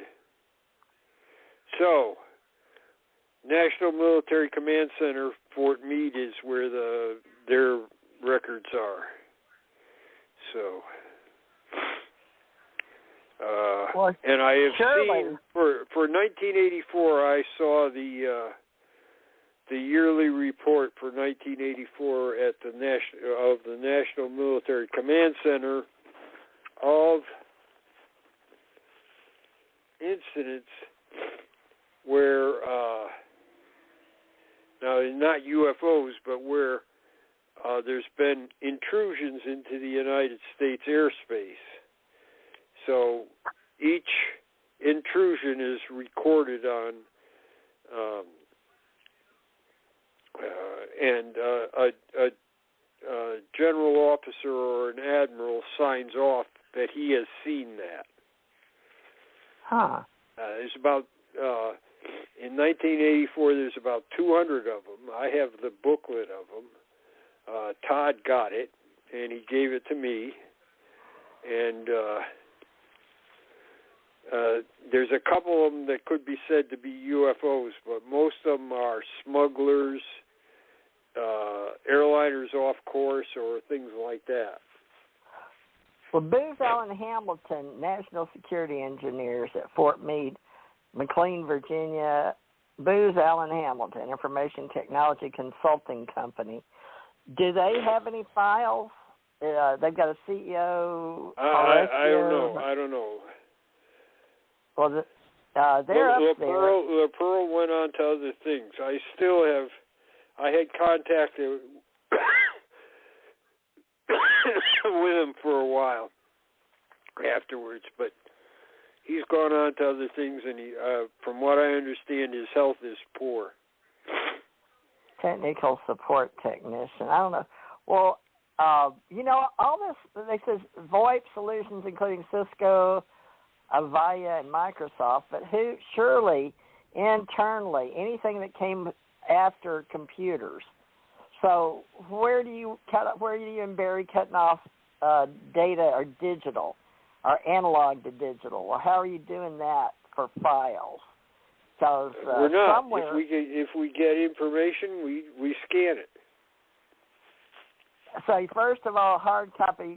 Well, that goes on. When did the government? Let's see, Air Force. All right. So after Project Blue Book, what would you say in CUFOS? And now, oh God, this is complicated. So right when Barry picks up, because you were in European theater, but I came back, and so you and I cross over old school into Barry's area into. They transferred me from Lowry Air Force Base, Great Lakes, to Hawaii. and I don't know, I learned a lot in Hawaii. But I came back not a 4. They brought me back over to the Fort Hood, 94, and it was General Crosby Saint. And he was getting ready to retire, moved to California, or had just moved there. But they brought me into the computer room, and they didn't have enough room, so they had some of the spooks then on computers outside some milk. Anyway, it doesn't matter. The thing is, from there, so I can only catch, J. Allen Hynek wanted something to keep going, right? And of course he had his family, but I guess they weren't into keeping his files or anything. He told me his files were pilfered.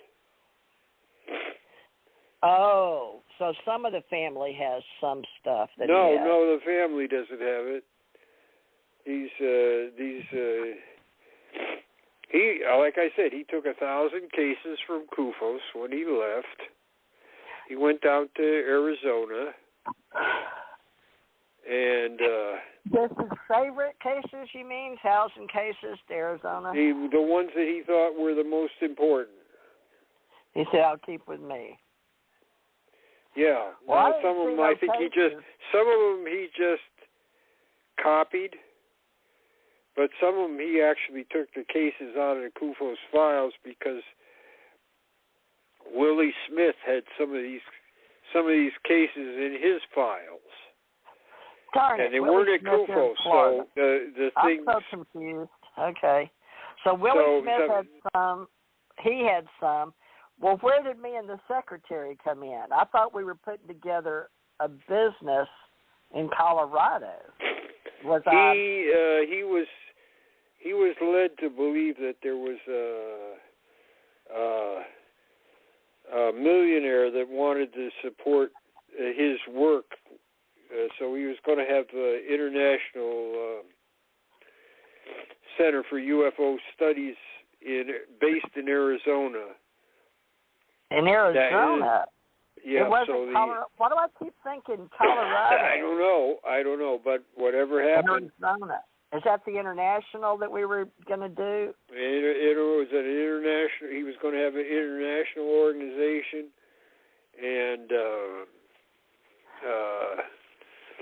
this couple got a hold of the APRO files, and they got part of Hynek's files. APRO. Okay, that was the couple in Wisconsin, right? Yeah, well, they started off in Wisconsin. They ended up down in Arizona, too. Okay, this is so strange why they keep bringing everything to Arizona. So, who was Arizona? Oh, that was Senator McCain. John Reed, was he? Now, he was Democrat LDS, but what state did he represent? I don't know. He was a Democrat. Let me look. John Reed, R-E-E-D. American journalist. No, John Reed attorney, Pennsylvania. John Reed fitness. Am I not getting? Isn't it John? Is that who we're talking about, Senator? Maybe I'm saying it wrong. Who were we? The only John Reed I know of is he works at John Hopkins University. That's the only John Reed I know about. Oh, I'm a journalist, so ufologists too. But Harry Reid, okay, the journalist. He was a communist in Portland, Oregon, and died in Moscow, Russia. American journalist. Well, we'll get those journalists in there, folks. Okay. So Harry Reid is who I'm talking about. Harry Reid is from Nevada. He was a senator from Nevada. All right. So Las Vegas, Nevada, and that's where we got Area 51, in and out of there, Janet Airlines, blah, blah, blah, S4, all that stuff. Okay, that's Harry Reid. Now, Mitch McConnell was key, but that just happened to be where my husband landed, and that's how I wound up doing 20 years and back in Kentucky. Let's see. All right, but with you, so that's how I've got drug into that international. That was J. Allen Hynek, and you're telling me the whole time it's been Arizona? So that makes sense now because I've been involved That's with where Arizona. he retired to. That's where he retired to. And they were going to get support from a millionaire who was, and it never materialized. Yeah, that's what he was talking to and me these about. two people that were working with him on this idea, they were supposed to have some kind of a big UFO documentary too. They got Hynek's files. They didn't get everything. I mean, obviously, Willie Smith got some of it, but... Oh, he died in Scottsdale. Oh, my gosh, that makes sense because I've been with that Wild West, even though I was in Kentucky. Man, and Carla Ruckert and I, we were both in Kentucky. You remember that guy, Don Elkins, at the University of Kentucky? See? No, I don't know who that is. That's more with the Monroe Institute, CIA, Stargate, all that.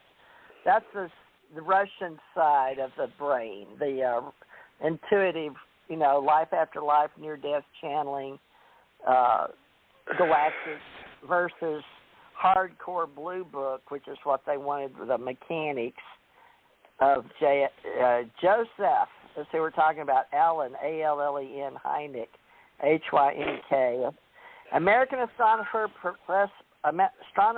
professor, ufologist, and remember for UFO research, and he talked to me in space, and he did the UF Air Force 2 projects, Project Sign and Project Blue Book. And then his son Joel Hynek was what do you call those people that help talk about him for the UFO History Channel, Project Blue Book, Series 1 and 2, or Year 1 and 2, Series 1 and 2. And he was educated at the University of Chicago. And that brings in where he was. He was at Northwestern University. I don't think he was ever at University of Chicago. He didn't go. Really? He was the head of the observatory at Northwestern University. Huh. Well, then they've got it wrong on Google, but that doesn't surprise me. He might have been at University of Chicago for a short time, but 31. It says his big career was at Northwestern. He was at Ohio State before that. Well, you know more about him than they put out here. It says University of Chicago Private Research University, 1890. Said he graduated from there in 31. That didn't make sense. We'll have to get that. No, that's too. He wasn't that old. That's another Hynek. That's got to be another Hynek. Let me go backwards.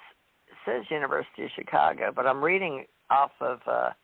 It says born 1910, Chicago. He wasn't in 1890. He wasn't going to school at the University of Chicago then. No, that must be when it was. It says born May 1st, 1910, died April 27th, 1986. So I had to meet him in 85 and 86 between Colorado, Edwards Air Force Base, and Chicago. But I bet he's the one in Lowry Air Force Base that came out to talk to me. He had a hat on in the car by himself. I thought he looked sort of German, but he does with that beard and stuff. I don't know what's going on with this. All I know is that I said okay, but I didn't know what I was agreeing to. So that figures. I always did that in the military. Sure, I'll volunteer. So apparently, Mimi Curtis Hynek. Mimi Curtis Hynek. That was his wife's name, right? Right. Okay, so Iden Gillen plays him on Project Blue Book, and then who plays Mimi? Spouse to Jay Island Hornhanick, 42 to 86. So they were married quite a while before they got divorced, right? No, wait, she was married to him the whole time until he died. Right. 42. Yeah. All right, well, you saw the Project Blue Book, but you weren't called in for the movie, the guy that wrote the script. And I just saw something on him. A couple of guys wrote the script, sold it, and then got somebody to produce it. But now I can't find it. History, Project Blue Book cast. Yeah, but that script is all fiction. Well, they did it's based on the truth. They actually did some. It's not based on much truth. It's based on a little truth. Well, the actors had to do their own research, and they had his son on there as far as the characters go. You know, but it's basically woo ufology. It's woo ufology, yeah. Yeah, woo-woo. It's not. I mean, you know. Well, unfortunately, Hollywood will slant which way it goes. So at least they know who the characters all were. these guys that make documentaries and stuff, they're never satisfied with the truth. They want to make it more exciting and hype it up. Well, and that's for the story value, yeah, of course, for the entertainment value. So the truth is more interesting than anything that these characters could write. Well, if you had time, you could write a script and try to sell it. Well, I'm not going to do that. I don't have another lifetime. I got just this one. I don't either. Coming to an end. We're checking out. So, folks, if you don't get us now, we're on our way out. About your cancer and how you're going through all this stuff. I hate to do it to you, but for the sake of Project Blue Book, you were a historian. Explain the difference to everybody that's been watching this Project Blue Book. You know, when did it come out? 2018 on the History Channel, IMDb stuff. Well, the History Channel hasn't. You know, there used to be some really good used to be some material on the History Channel, but it's deteriorated over the years. Well, it's entertainment. It's not classified, really. It is history, but it is. Well, they're in the entertainment They had Billick talking about T2 and TID and ATIC, and we interviewed Billick, and that was an excellent, outstanding documentary that they made. Now they can't make a documentary to save their lives. Well, that's why we're doing our own stuff now. Right. So we're going to have to put you on YouTube I mean, now. the one with Billick was like the unofficial historian of Air Technical Intelligence Command, and they did a documentary that he was in, and he supplied the information, and that was. We had interviewed him before that, and the information in the documentary that History Channel did was really good. Well, now his son, but they can't keep it up. They just want to soup everything up now. Well, yeah, that's got a lot to do with writing content and the scripts. It's got to have some action, and you got to have the antagonist. I liked the script actually, but I do not understand, and I empathize with all those that are strong historians that have sunk their lives into the real history. So they didn't have time to go do that. What they did is the guys that wrote the script, as far as I know, they looked at a few books. And the guy that played him, saw some reels of him and I don't know if they read the books or not, but it's up to each individual character to get as much, history to play the actor. And so what part, but you're saying that the actual historical script, I mean, there's a flavor of the story based on, enough that my sister called me and said, I think we owe you an apology, because she works state law enforcement, and her husband was on TV a lot, but he was a professional criminal forensics, Jim Thomas with the state of Texas forensic, so they used him a lot, in cases, still want him for cases. But they called me and said, I guess we owe you an apology, because they heard me talking about J. Allen Hynek and flying here and flying there and UFOs, and they thought I was crazy, literally. And so all I can say is that helped me. Now, I know Men in Black stories and how you stop stuff and start stuff, brains and all that stuff, but, that's spook stuff or privileged neuro stuff, But you're more like Edward Ruppelt. Now, so one of the guys did read that book, I think, or there wasn't much on him for them to get.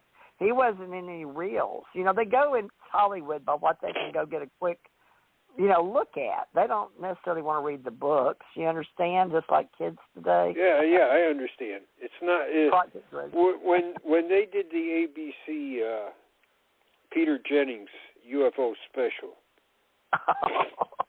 Those guys started from scratch, from absolute scratch. What about Walter And they read everything they could, and they were talking to me and Swords and a number of other people. And the guy said he wanted everything I had on the CIA, so we talked that one day, and then a couple of days later he came back and he said, you know what? Well, from our information, the CIA is not that involved in UFOs. Are you kidding me? Come on. Yeah, that's what he said. He said, yeah. I said, well, I sort of agree with you. They're not leading the thing here. It's the Air Force, which is that's what Brad Sparks believes too. When I was a kid, every division had their own files, and they're all wanting the money for the investigation, and some of it was in D.C., and some of it was in Colorado underground, and some was in Las Vegas, and let's see, I had to go to Dayton, Ohio. Some was over there, so it was spread all over, and that at least 5 places that I know of. Not to mention part of the old UFOs, and I don't know where all they had the little grays, I guess. Anyways, I was talking to several of the people that were on that documentary. Oh, a documentary. Now that was the Peter Jennings documentary. So Peter, but we dead talked. Now, right? We talked, and okay, so. He says the CIA seems to be like, that's not the place we should put the information here. Ooh. So I said, well, if you don't, I said, I think the Minot case is probably the best case you could work with, but it's very complicated. And I said, you don't have to believe me on anything I've said. And he said, we don't believe you, but we checked everything. We checked everything you said, and it all came out right. That's the reason we're still talking to you and Michael Swords and Barry Greenwood and Tom Tulane. That's the reason we're talking to you still, because everything you said we've been able to check it out. And I said, that's refreshing. I said, that's refreshing because you're actually checking out everything that I said, taking my word for it. said we wouldn't be talking to you if we didn't. So they decided when they talked to Tom Tulane about the Minot case, they decided they were going to start from the beginning, go back and redo everything that we did, talking to the pilots and the radar officer and the ground people and everybody. And so when they did that special where they did the Minot thing, it was just as good as what we had investigated. There wasn't anything to make it more exciting, or it was the actual facts. They did it from scratch. They took it all the way back. They didn't trust anything we said. They did it all themselves again. That's real journalism. That is real journalism. Finding a fact. Just get the facts, man. Okay, who, what, when, where, why, how, and how much, and how many sometimes. All right, so Peter Jennings. Now, let me ask you this. This Tom Tulane dude, spell his name you're working with, because I can't find him Googling him right now, so I'm doing something wrong. Tulien. I've asked you that before. So look at Sign Oral History Project. Oh. Google that. We can get to that from your Project 1947 and put your link on our UAP Associates. Oral Tradition and Book Culture. All right. So that's a library, interactive. Man, you almost got it. You know, it's getting so bad that it's so much stuff out there, folks. It's so hard to dig. And interactive oral composition, resources. You got to know what you're looking for to find it. You got to know the questions before you can, and then you got to know how to spell it. Tom Tulane could be Tellin or Telline. And you're talking about Tulen. Is that what you said? Yep. And I don't even see it come up. Is it my Google? I'm Googling it. Tom Tulane, Sign Oral History. Nothing. No, don't. Just use Sign Oral History Project. Oh. Why, they don't like Tom? Is this Sign Oral History Project? All right, so all these bots and algorithms and just hashtags, there used to be keywords. Let's see. Sign Oral History Project. By itself in Google. We went over. I didn't even notice. Hold on, I'm going to try to find it. We're going to have to do this again sometime soon. Well, just remember, folks, they do the best they can when they're writing television. At least it gets you looking, but it's not in-depth historical values. Is all we can say. It gives you the flavor of something going on, but it doesn't give you the real in-depth history that investigators do. And so our investigative reporters like Peter Jennings. So you were called in as an expert. He died at 67. No, I was called in to, I don't think they considered me an expert. They just considered me somebody that could somebody's they didn't pay me or anything. I just agreed to talk to them. So did Michael Swords, and so did a couple other people. And they told me they had talked to a number of people. And they said they just couldn't trust them. So that's why historical group. Yeah, that's why they continued talking to me. Yeah. They said they just didn't. There's a lot of ufology, and they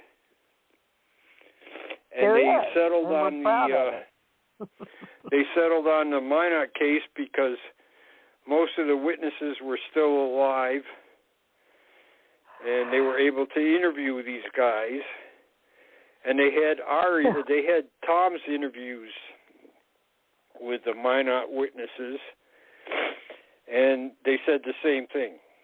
Now, this Sign Historical Group obviously is being hidden pretty well, so I need to get it and punch it up a little bit in today's modern time. These people get buried, folks, and these. So the Sign Historical Group is buried pretty good. Tom, Tulien, 2545 Pillsbury Avenue, South Minneapolis, Minnesota.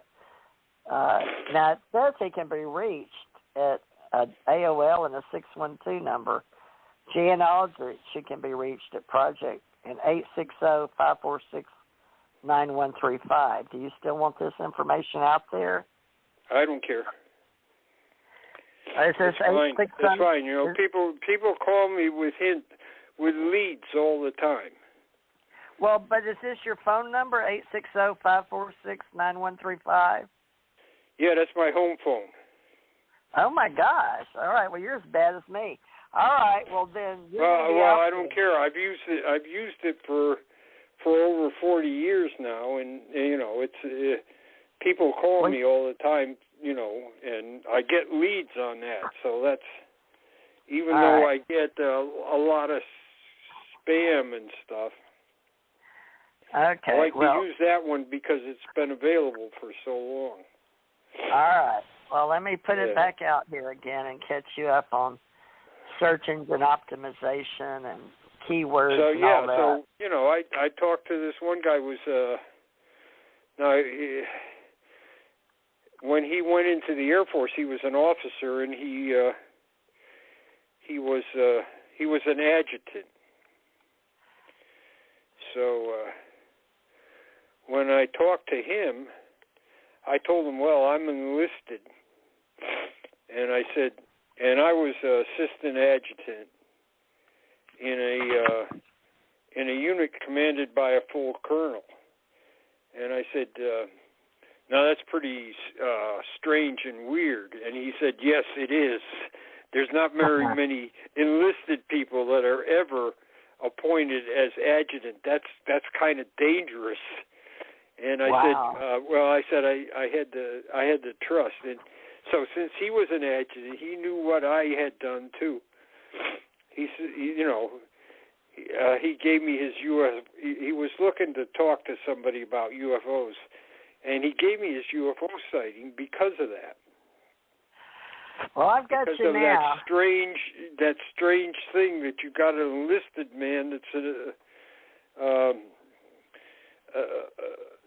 has an adjutant's title. Well, I got you now, Jan. I got you covered. I've lost my Jan's others and MUFON, but I still got Jan Aldrich. Folks, CUFOS, signed Project 1947, and he even helped us in ACO, Alien Contact Organization, our radios, and we've got a few e-book, oral books, at least history of him on here. And I hope you've appreciated what he's done, because we're getting to the end of our twilight years here on the planet. So I'm hoping he and I will be around another till we're 135. But, you know, we're working together. We're about the same age, give or take. He won't tell me how old he is. Don't we have I have your press kit somewhere, but let's update your press kit for you on TJ Marsh Agency, folks. If you need to have some stuff done with us, UAP Associates, E-Force Agency, OSI, Open Source Intelligence. We're pushing for helping all people but Jan Aldrich and Barry Greenwood right now, and helping get them some volunteers in New Mexico. So hopefully I'm going to get Ken, Ralph Kennedy Johnston, and Norio Hayakawa, and any of you old guys out there that want to help our veteran volunteers. So we're going to set up a Navy veteran volunteer, not Navy, we're doing joint. We're doing more than joint. And Bob Dean and all of us work in European Theater, Allied Command, Intergalactic Relations. And we're going to take on the whole world. And Jan Aldrich is our fearless leader, ufologist, historian. So, Jan, you've been most giving of your time on planet Earth. You're a good man. You're a good 50-year man. Me too, government folks. And we've done GS, enlisted officer, historian, you name it. Just we don't call us late for dinner.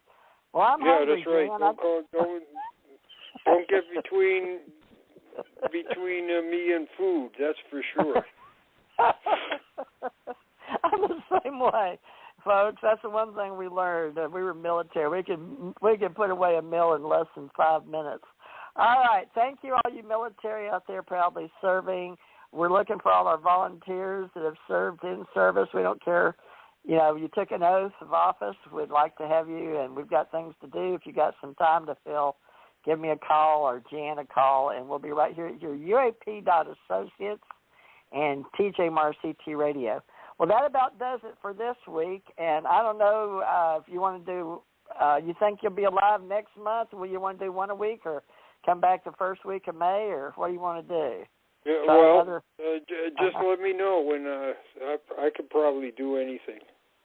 Awesome. All right. Well, we got that Ace Folklife, too, for all kind of other historical value. But he does a pretty good job of keeping us informed, folks, of the various organizations that do his favorite topic as a ufologist.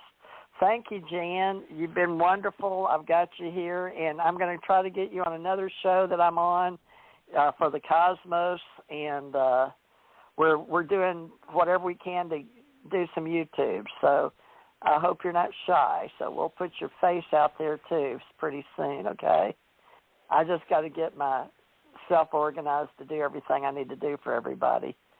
Well, folks, we are volunteers, believe it or not, in what we do. So we'll try to be back here maybe next week. We'll see if he's available. 4 to 6, Jan, or 5 to 7 your time if you're available or if you're not scanning. We'll try to get you some more data out here. You can think of some more stuff that's oral, folks. We'll do our best to keep you entertained right here on Blog Talk Radio, TJ Mars ET Radio, UAP Associates. Now I got to go punch the buttons if I can find them. All right, I'm going to end the call, so we'll have it right here, and on ACIR Radio, it will be syndicated by Spreaker, on iHeart, Spotify, Amazon, you name it. Well, I pay for it. All right, love and light. Thank you very much, Jan. See you maybe next week if you're available. Okay. Thank you.